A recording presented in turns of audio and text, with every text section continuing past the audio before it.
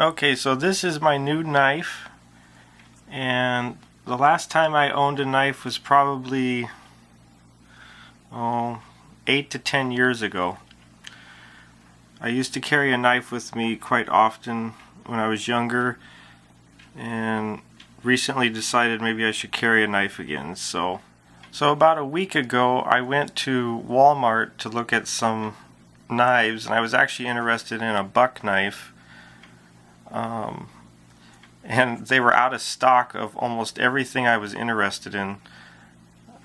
This one was the only one that I was semi-interested in, and they had it in stock. This knife was under $10, so it's a very cheap knife, and it's made by Gerber, and there's the model number for it. I guess there's two different models. There's one that has a serrated edge. This one's just a standard edge blade. It's very small. So it's a very simple, cheap knife. There's nothing fancy about it.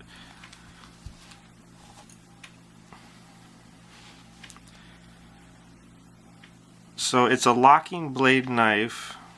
You can see there's the lock part of it.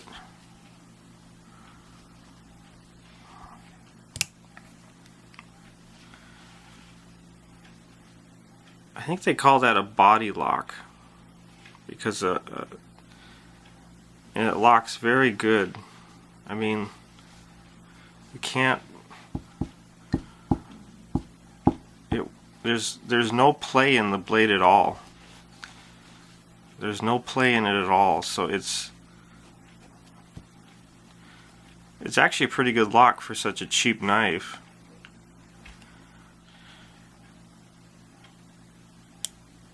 See, and you could hear it click down. So it doesn't, the blade doesn't come loose. I mean, it locks into place when it's closed. I had a buck knife a long time ago that was actually smaller than this one, and I had to give it up because the blade started opening when it was folded closed on its own. And you know, even here I can't get my nail under the tip of the blade. So it's actually a pretty good knife for under 10 bucks. The only thing is it's not sharp when you buy it. So I had to buy one of these, and this is the first time I've purchased one of these too. And this was about 4 bucks, and this wasn't too bad either. The only thing I didn't like about it is it won't sharpen right in here, so you lose about 1/4 inch of the blade where you can't sharpen it. But everything from here up front, it'll sharpen. So 10 bucks, I don't think you can beat it. This is pretty good quality for 10 bucks. I'm sure the metal's not real great in the blade, but I can't complain. I mean, it was so cheap. So I don't think you can go wrong getting this knife for just a little pocket knife to carry every day with you, but you'll have to sharpen it with some kind of sharpener.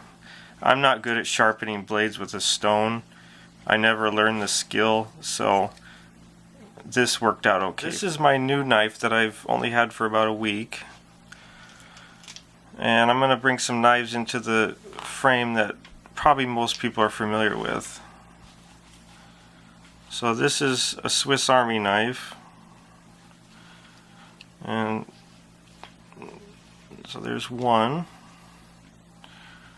Here's a knockoff of the Swiss Army knife, and this is the bigger size. Now I don't know all the different kinds of Swiss Army knife, but I know this one's pretty standard, this one here. So you got 2 that are genuine, 1 that's a knockoff. And then I have a SOG tool. the multi-tool. So this one I don't use too often because I don't want to ruin it. It's kind of like in a bag that I have, like a bug out bag, and I just keep it in there. I've had this for a little over a year.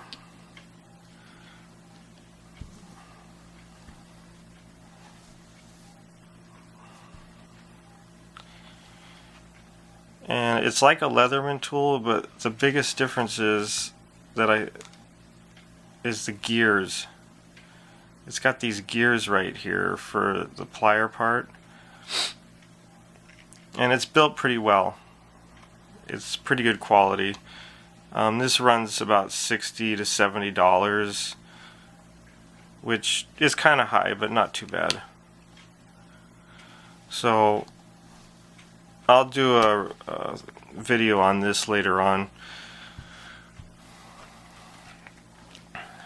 So the big difference between this one and the Swiss Army knife is,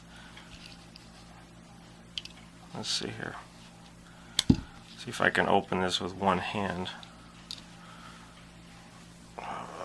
It's almost there. Okay, just make sure it doesn't close on my finger. The big difference is the blades do not lock on Swiss Army knives. So you can go like this without pushing any kind of tab or anything, and they don't lock, and they don't even do a half lock. And I really like Swiss Army knives, but that's the one thing I don't like, because on something like this there is a lock and it won't close on you. Now I guess the reason why Swiss Army doesn't have a locking blade on most of them is because I think where they're made it's illegal to have a locking blade. But for safety reasons I would much prefer a blade that locked. So you almost have to carry both. This one for the blade and this one for the accessories like the screwdrivers and other like can openers and stuff. So I have nothing against this knife other than the blade doesn't lock. And this is a knockoff and this thing is very cheap. So it's kind of funny how bad it really is. And it's funny, most people get Swiss Army knives for gifts. I think all three of these were gifts. So it'd be interesting to see how many people actually buy Swiss Army knives for themselves and how many get them as gifts. This is my review on this product and this product. And when you buy the Gerber knife, it comes in a pouch like this. Says lifetime warranty, and you get a little piece of paper like this. And this company here actually makes a lot of gardening tools, so they must have joined together at some point, because this is a well-known name for gardening equipment. So if you're interested in the Gerber knife for under $10 at Walmart at least, this is the part number. So that's the part number. It's a mini Paraframe. And this is the name of the knife sharpener, Smith's, and I actually got it at Lowe's. Between these Swiss Army knives and this knife, the Gerber, if I were to buy a teen one of these knives, I think I would go more for this one than Swiss, because I was given a Swiss Army knife when I was, I don't know, somewhere between maybe 10 and 13, and it was really cool to own one as a kid, but as I said earlier, the blade does not lock, and there were a couple times that I had the blade come back and hit me on my fingers when I was a little kid, and luckily the blade was dull to where it didn't really cut me, but it was pretty scary. And if I were to buy a kid a knife around that age, I would prefer a locking blade for them. And this is probably better for, older teens or adults. That's just my opinion on that. So